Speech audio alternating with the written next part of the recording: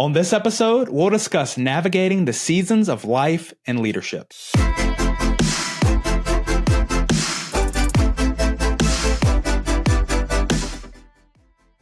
Well, hey there, and welcome to another episode of the Church Leadership Lab podcast, the show that is dedicated to inspiring leaders and empowering healthy churches. I'm Kendall Connor, and I'm joined by my co-host, Jessica Moore. Hey there, how are you today, Jess? Hey, Kendall. I'm good. How are you? I'm doing really well. I'm excited to jump into our show today. I don't know about you. Yes, anything leadership is a yes for me. Yes, I love it. Yeah, I'm passionate about this topic too. We have a great guest planned, and I want to tell you all about him. We have the privilege of having Lee Coate with us today, and for any of our listeners today, maybe you haven't connected with him before, let me tell you all about him. Lee brings over 30 years of ministry and leadership experience, including serving the past 16 years as the executive pastor at the Crossing Church, which is in Las Vegas. Very cool. He is also the president of Growmentum Group, where he partners with churches across the country to help them pursue their God-given vision. His journey includes student ministry, church planting, pastoring, and he holds a master's degree in global leadership from Fuller Seminary. Lee is also the author of a brand new book called Seasons of Life and Leadership that I'm sure he'll want to share all about with us today. He and his wife, they've been married for over 30 years. They have 2 adult children. And when he's not preaching or consulting, Lee enjoys trail running, golf, great food, and cheering on the Vegas Golden Knights. I don't know about the Golden Knights, but all those other things, it sounds pretty exciting to me. Today, we get to talk about navigating the seasons of life and leadership. I know it's going to be a great one. Before we jump in, Jess, I want to tell all of our listeners, I want to encourage them to hit that follow button wherever you're enjoying our show. We want to make sure that you get to stay in the loop of everything that we do because we're releasing all kind of resources, webinars, ebooks, all kind of things. And we just continue to have these conversations, trying to equip you to serve right there where you are in your community. That's the best way to make sure that you do not miss a thing. So without further ado, let's welcome our guest today. Hey there, Lee. How are you? Hey, guys. Great to be with you. I've been excited about this, and I think the conversation should be hopefully pretty inspiring and helpful for all your listeners. That's awesome. We're excited to jump into the conversation too. And if I understand your bio correctly, you're coming to us from Las Vegas right now, right? I am sitting here. We're recording this in July, and we have just survived some massive monsoonal storms. So those listeners who don't know what that is, they can Google monsoons. But it basically means it's 110 degrees, and then massive wind and rain comes in every afternoon and changes our lives. So so it's a lot of fun this time of year to be occupant of the desert, but we love the other 9 or 10 months a lot. So this is when you just survive. Like some of your listeners, winter is when you survive. This is when we survive. And then in January, when everyone's buried in snow, we wear shorts and play golf. So Love it. There you go. I grew up in Florida and we don't have monsoons, but every afternoon we do get a rain and it's often a thunderstorm, but it's pretty quick. Probably not same level as Vegas, but yeah. It's nice. I'm just still trying to come back from the fact that you said 110 degrees. I just am having to wrap my head around that, and I feel like the goal is just don't melt at that point, right?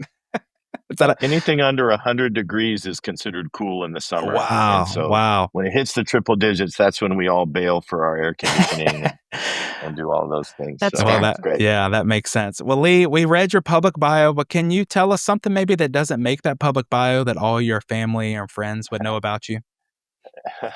Well, I am a bit of a foodie, so there is that as well. And so being in Las Vegas, Las Vegas has morphed over the last decade or so. And so obviously there's still the elements of the gaming that is mostly known, but it's become a destination for restaurants and food. And so, unlike what most people think, I don't spend any time of any consequence on the Las Vegas Strip, but I spend a lot of time in the city because we have some fantastic restaurants and chefs. And so my wife and I, because we're now empty nesters, we take advantage of that. So I love a great meal, and I love actually finding restaurants that no one else knows about and discovering some interesting cuisine. So there you go. That's awesome. Yeah, I love that. If I go to Vegas, I know who to ask for food. I literally... I have a Yelp collection that I send to people. They'll say, hey, I'm coming to Vegas. I said, you need to get off the strip. There's some amazing restaurants that you need to experience. I just read through the James Beard Award winners this morning. So big foodies in this house too. Wow. I love it.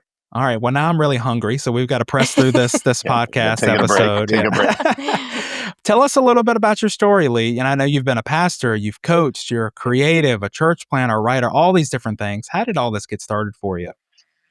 Yeah. So really the story begins with calling, right? And so calling is a very churchy Christianese word, but we believe that everybody has that. Yes. And so I think for myself, it was kind of the early wrestling with the calling and then jumping into ministry. What's interesting is what I thought ministry was going to entail has obviously shifted over the last 30 plus years. Wow. And I'm grateful. I'm glad, yeah. And understanding that ministry is much more holistic. And now in this season, what you might call the second half of life, I'm starting to really understand all of those experiences from, overnighters with students back in the day to church planting and learning how to be an entrepreneurial and get something, kind of dig it out of the dirt to now to where I have all of those experiences and I have the incredible privilege of helping pastors and leaders through all those things that you just mentioned, whether it's communication, writing, leadership.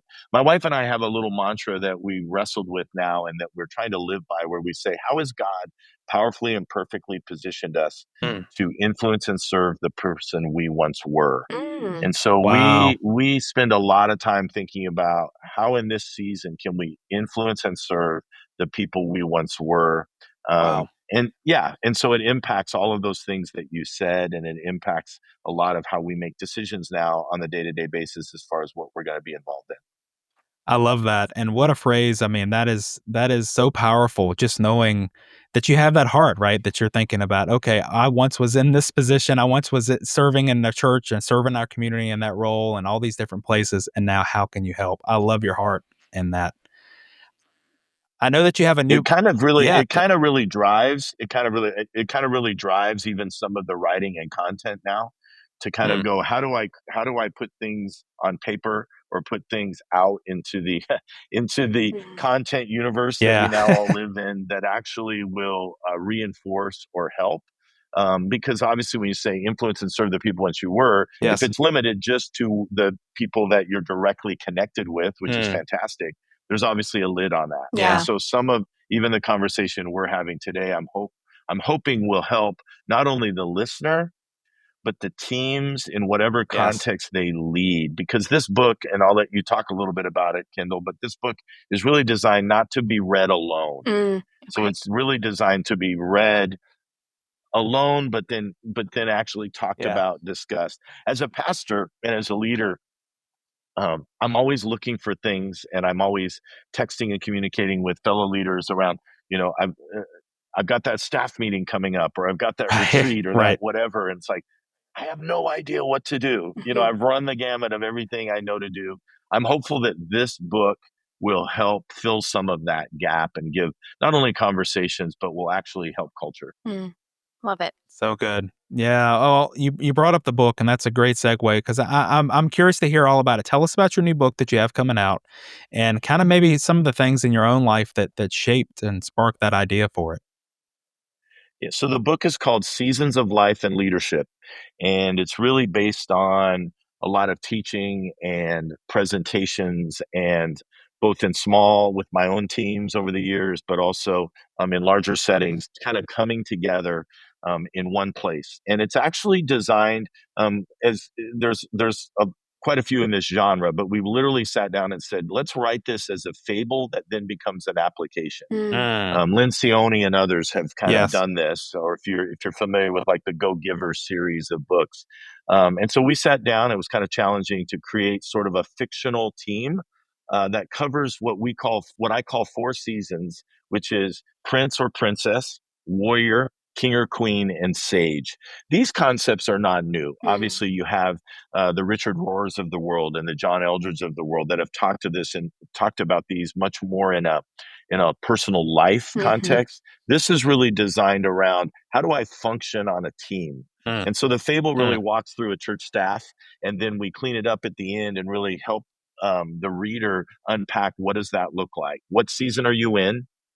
And how does your particular season collaboratively work alongside the others? How do you appreciate the seasons of others, while also not while also understanding your own, and kind of walking in some patience within your own season of life and leadership? And I think it's perfect timing because I don't know where I read it, but it was on the internet, so I'm sure it's true. Uh, the idea that we are in a time where in organizations there's three, if not four generations that typically are all working together in those teams. And it's a very rare thing. And so I think it reflects a little bit as well, these seasons that I just talked about. And so I think it's a fun thing to read, the fable part, especially for those that maybe reading is not a habit for them. And then really the opportunity, and even, the opportunity for teams to sit and discuss. So I'm pretty pumped about it. There's actually a workplace edition. I don't even know if I told you guys this. So they're finishing up now. So by the time the book is released, maybe even as this podcast has been released, it was such a great concept that I had some friends help me redesign the fable so that it takes out a little bit of the church idea, right? And so people that are in a workplace environment, a company, teachers that are working in a school are going to be able to grab the workplace edition and take the same journey without it talking about worship services and staff meetings and all those things. Cool. That's awesome. It is very cool to hear. And, I feel like talking about the different stages of life and leadership, I feel like that's something that's going to be applicable to anyone who's serving in a church. You mentioned how a lot of church staffs and staffs across, any organization will have multiple different life stages built right in there on their team. And so I feel like that's got to be huge for them, right? It is huge. And the reality is, I think part of what I discovered is there has to be a comfortability with the season you are in, that we don't have to race towards that next season. Wow. Now, let me be fair. There's no mistaking the fact that there's a level of age that sort of plays into the seasons. I can't deny that. Sure. But there's also things like credibility and longevity that combine together. So typically, how I've broken it down is a prince or princess is a leader that's probably between the ages of 18 and 30. They're newer to this leadership thing. They bring a lot of energy. They bring a lot of ideas. They just, no fault of their own, they lack probably a degree of experience, credibility, Right. etc. Right. So the tension with prince and princes, we can't push them down because we need that energy. We need those ideas. Right. While at the same time, they need opportunities to grow and learn leadership in ways that I call non-fatal. They're non-fatal opportunities to build all of that in. So 18 to 30 would be warriors, would be prince or princess. 30 to about 45 would be what I call warriors. And these are like the season where you're like strapping on the armor and the sword and all of that. And you're like, we're getting it. The warriors are, in most cases, again, stereotypically, they are kind of the heart of the execution of the organization. They're in that season. The challenge with warriors is they're typically also in a warrioring season in their personal life. Wow. So they've got they're in a season where they're expected to produce. They want to do something, but they're going home to 3 kids and soccer practice and happy meals. And so the tension for them is we see a lot of burnout. I think I've been really dismayed in the last few years that the warrior season is where I'm seeing called people in professional ministry that are tapping out and going into other things because the warrior season demands a lot. It's the season of grind and all those things. Yeah. Wow. And so, so that's typically between 30 and 45. 45 to 60 would be your king or queen season. This is a season where you've kind of had all those battles and now you're filled with experience. And so your main responsibility typically is to give direction, to give direction, to point, to lead, to guide, to do those things.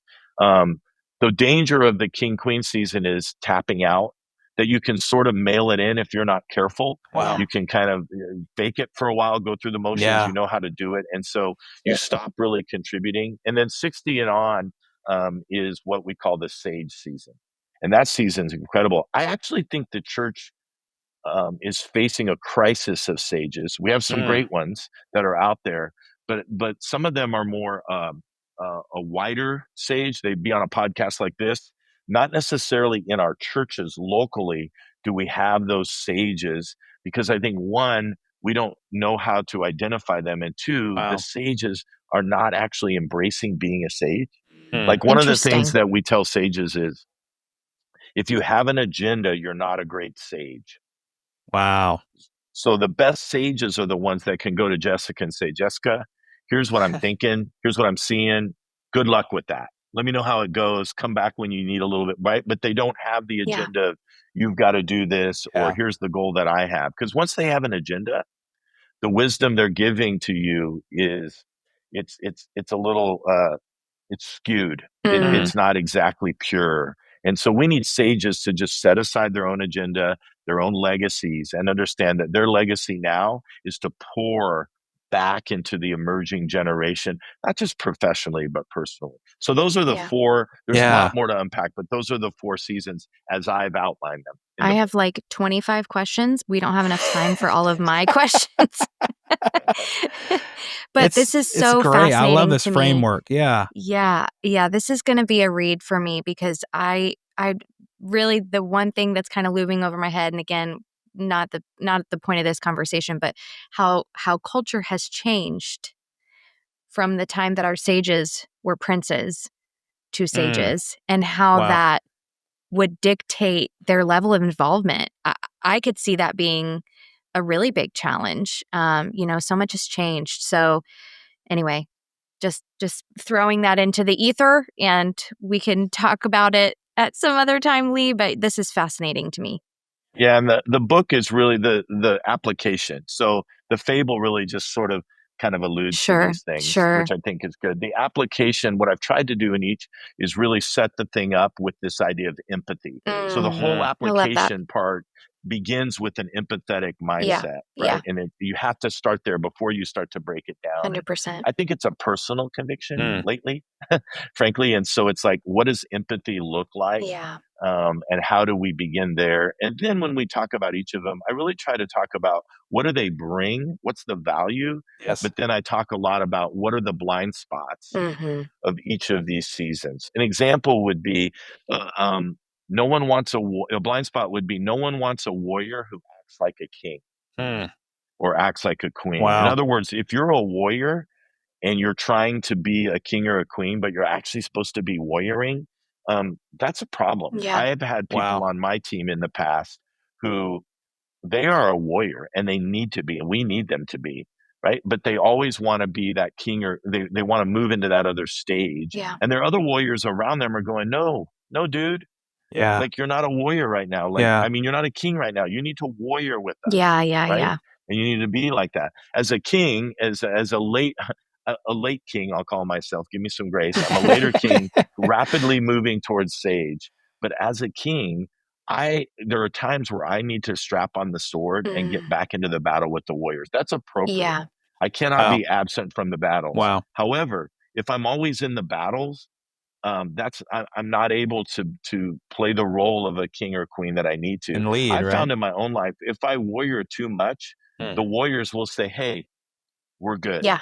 Like, we got this, right? Yeah. If I over warrior, they'll let me know that, and then I'll be able to withdraw. But a lot of, and again, this is a heavy, covering it in the book, and probably between the lines of the book, it deals with stuff like identity and value and contribution and all of those things. So I'm hopeful that the book won't answer all those questions. I'm hopeful it'll answer some of them. Yeah. But that the conversations that follow the engagement will do some of that. Exactly. That's huge. That's great. Yeah. And I'm just kind of curious, I'm sure our listeners, they're hearing this today, and they probably are identifying, maybe even if not by the age, but just by the season of life, the stage of life that they're in, or stage of their leadership, kind of which one represents them. Why would you say it's important for a leader to identify what season they're in? And I guess my question is, if you were to ignore that, and you've alluded to this some, but what happens when you ignore that context that you're in?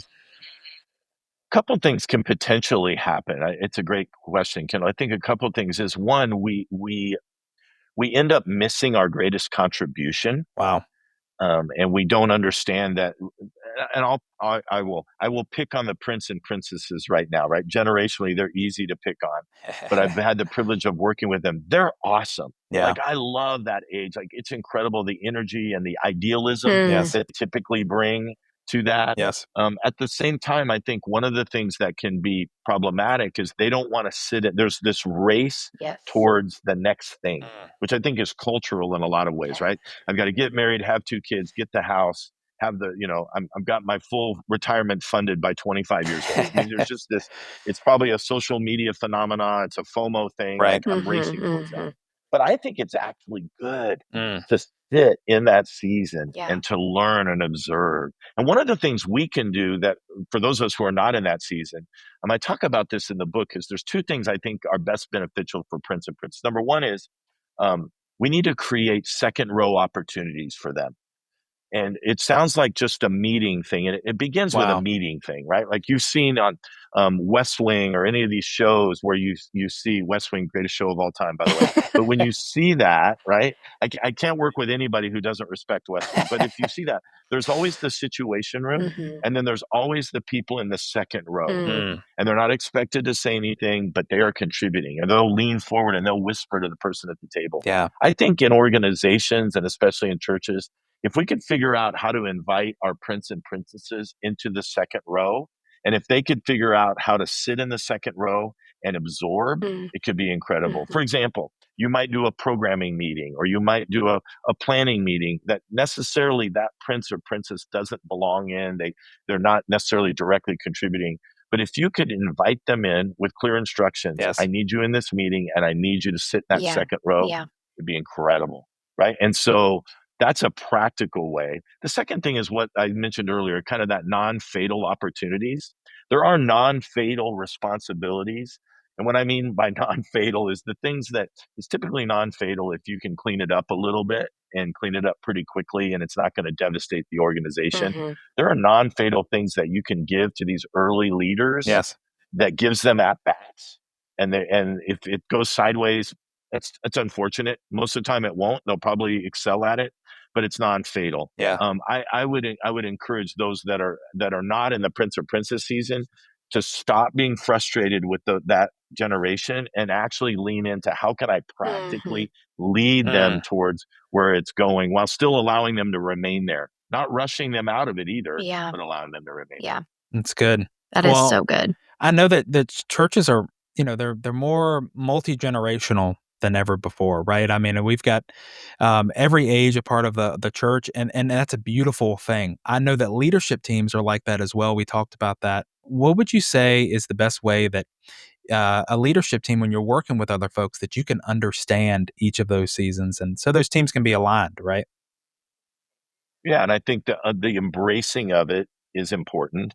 I think it would also be interesting for teams to look at. I think we've got probably 2 things happening. There are examples I've seen of very uh, seasonally. We're making this term up right now. It's not in the book. Seasonally diverse teams, right? Okay. Where you could chart them and you could say, Yeah. okay, we've got diversity. I think it would be interesting, and we're working on just a quick assessment where you wouldn't even need an assessment for churches to just put on the wall who sits in these basic seasons. It might be interesting to see where there's a level of being anemic, right?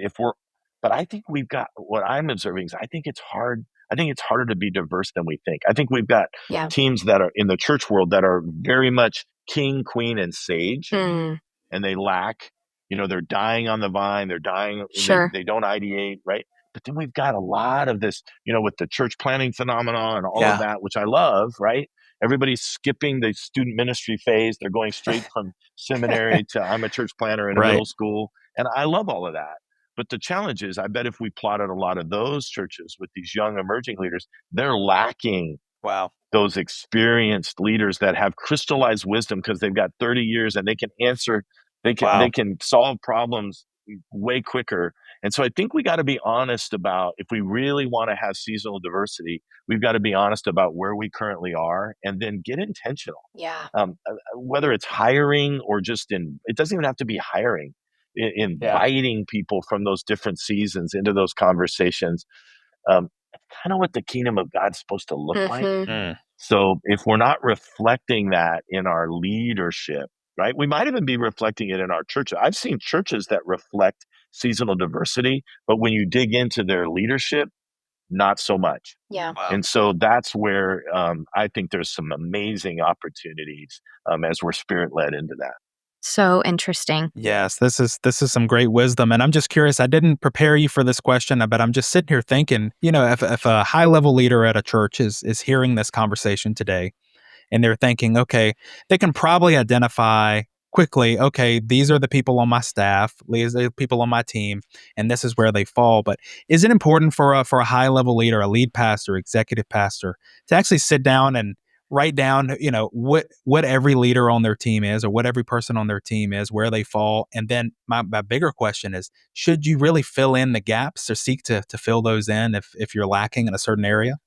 Kendall, I would say it's not even just, is it a good idea? I mean, I think it's extremely important that we start having this conversation more and more, because I think it also helps the younger leaders to understand they have a pathway.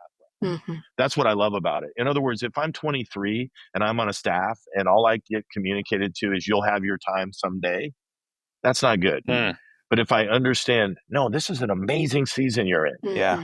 Embrace it. Yeah. Grab a hold of it. You're gonna move into that other season. The interesting thing about the seasons is I don't think it's like you wake up one day and you go, "Oh, I'm in the other season," either.